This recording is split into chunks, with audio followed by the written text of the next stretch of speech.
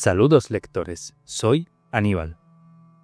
Esta vez os traigo mi reseña acerca del segundo libro de la trilogía de Valerio Massimo Manfredi, de Alessandros, en este caso, Las Arenas d'Amon. Atrás dejamos los tiempos de Filipo y a un joven Alejandro para embarcarnos junto al que es ahora rey de Macedonia y líder indiscutible de la coalición de polis griegas a la conquista o, en sus primeras etapas, como él lo denominaba, liberación de las polis griegas del yugo persa, repartidas por toda Asia Menor.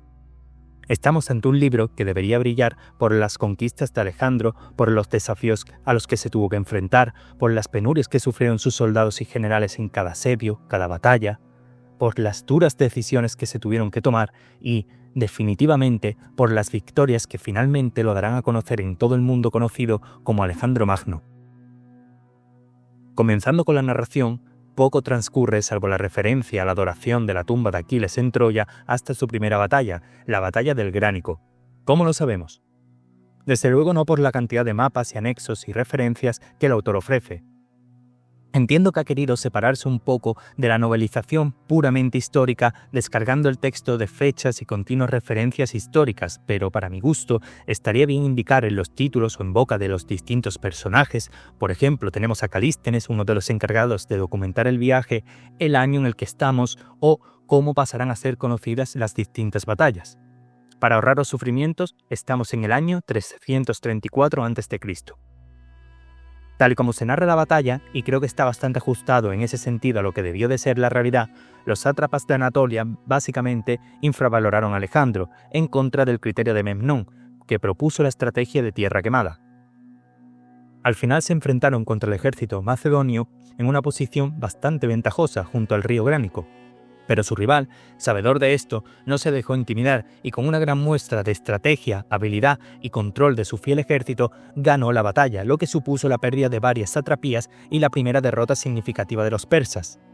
Aquí, nuestro autor ficciona bastantes cosas y no entiendo por qué. Cuenta que los mercenarios de Memnón lucharon comandados por él hasta el final, y no fue así.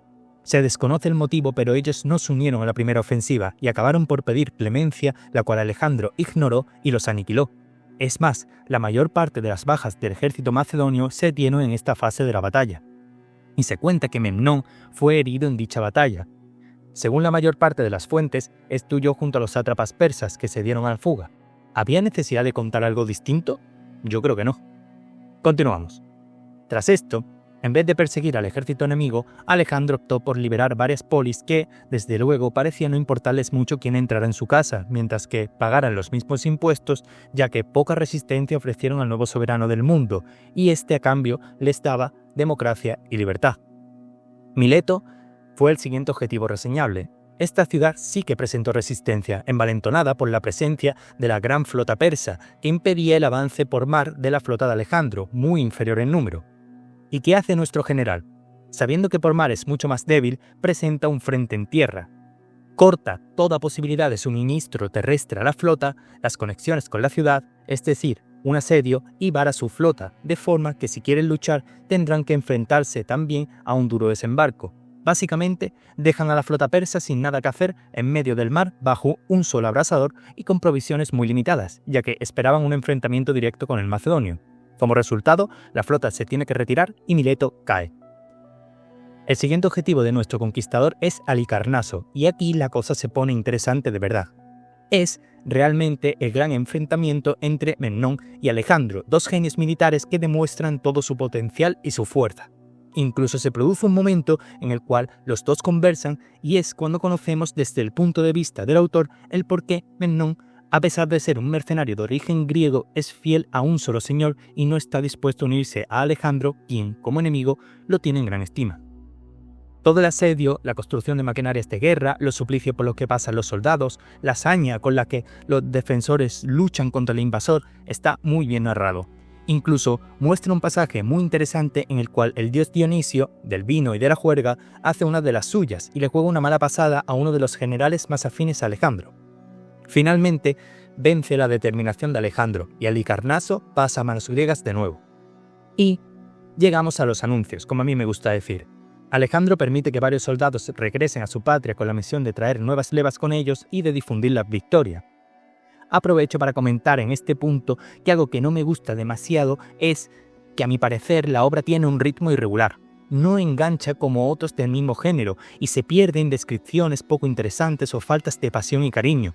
En cualquier caso, se suceden varios acontecimientos, como la muerte de Memnón de Rodas, que dejó desprovisto al imperio persa de su gran general, la historia de cómo Alejandro desató el nudo del carro del rey Midas, el nudo gordiano, del cual se cuenta que quien lo desatara sería el amo y señor de Asia. Se nos narran las diversas conjuras, ficticias o no, ya que en todo momento se muestra la sombra de los persas detrás de cada movimiento, los ansiados refuerzos, el avance por Anatolia de los ejércitos.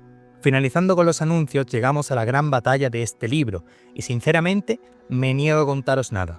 Solo os voy a leer un fragmento de una batalla que fue muy importante, donde por primera vez los monarcas macedonio por un lado y persa por otro se ven las caras en campo abierto.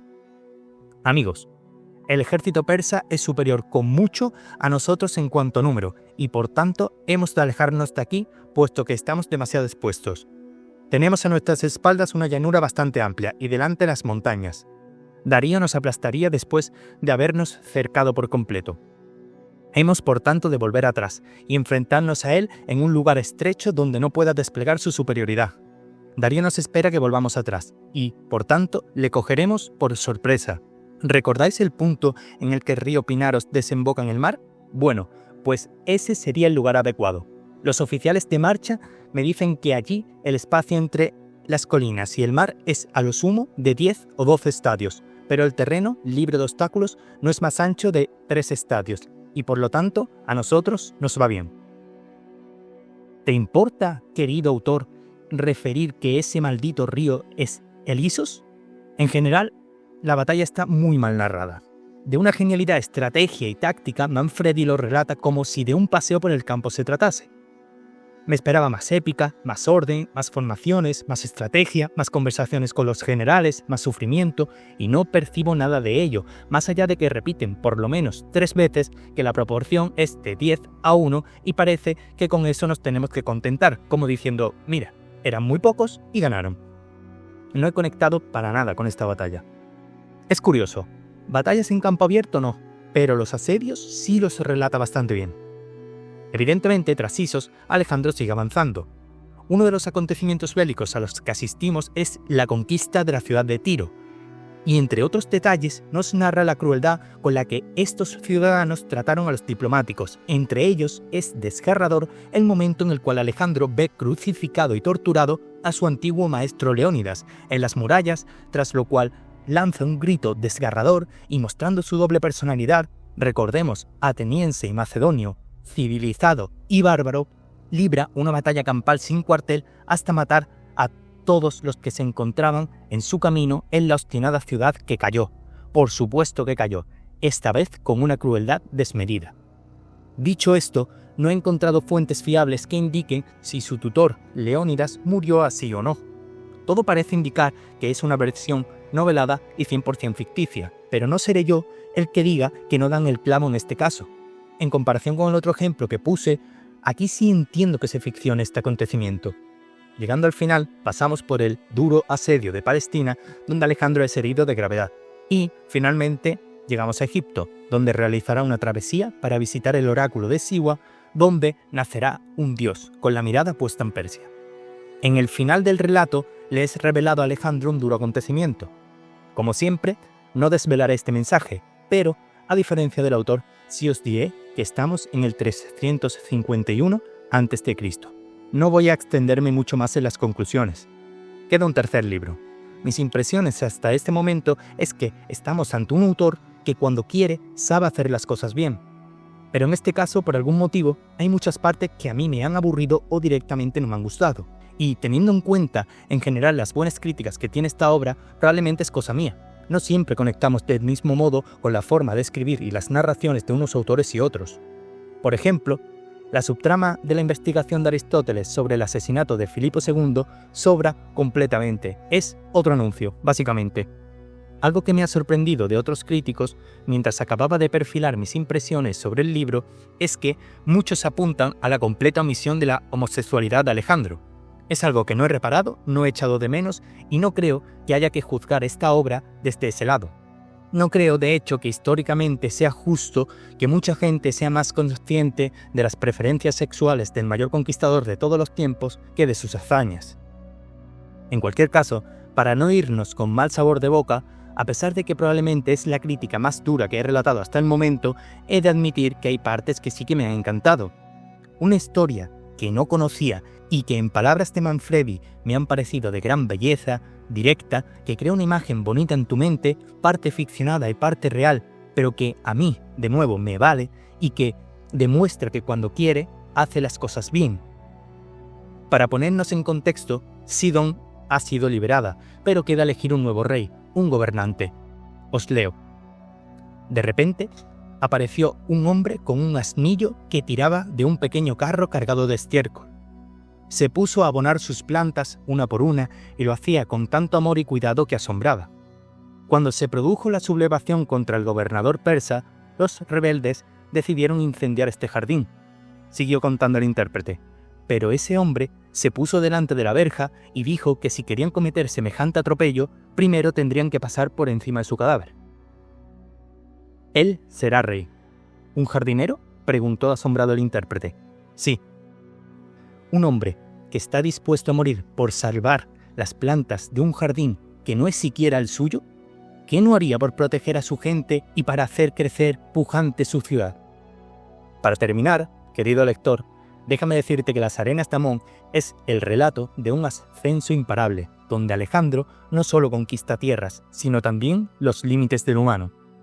Valerio Massimo Manfredi continúa tejiendo una epopeya majestuosa que atraviesa desiertos, ciudades sagradas y el alma de un líder que se cree hijo de dioses, y puede que lo sea. Acompañamos a sus soldados en duros asedios, en batallas que rozan la leyenda, caminamos con ellos bajo el sol abrasador de Egipto y somos testigos de cómo un hombre comienza a convertirse en mito. En estas páginas, la historia se convierte en leyenda y la leyenda en destino. Porque en Las Arenas de Amón no nació un rey, nació un dios, uno con la mirada puesta en Persia. Gracias por acompañarme un día más, querido lector. Hoy cerramos un capítulo de la historia, pero el eco del pasado nunca se apaga. ¿Dónde viajaremos la próxima vez?